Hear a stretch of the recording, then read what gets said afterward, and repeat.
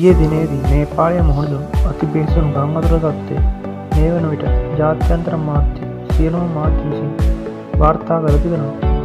මේ ගං අතුර තත්ත්වයට හේතුව මේ වන විට සමහර මාධ්‍ය විසින් වාර්තා කරනවා. මේට හේතුව වන්නේ භූමිකම්පා තත්ත්වයක් හේතුව ගැසියට සහ විශාල ගල් නේපාලයේ ගංගාවකට පතිත වීමෙන් එහි විශාල බැම්මක් ලෙස ඒවා එක් රැස් වී ගංගාවේ ජල මට්ටම ඒ බැම්ම හේතුවෙන් ශීඝ්‍රයෙන් ඉහළ ගොස් එක්වරම ඒ බැම්මට ජලකණ දරාගත නොහැකි එන බැම්මද කඩාගෙන ජලකණ ශීඝ්‍රයෙන් පහළ ප්‍රදේශවලට ප්‍රචණ්ඩකාරී ලෙස ගලා ගොස් තිබෙනවා.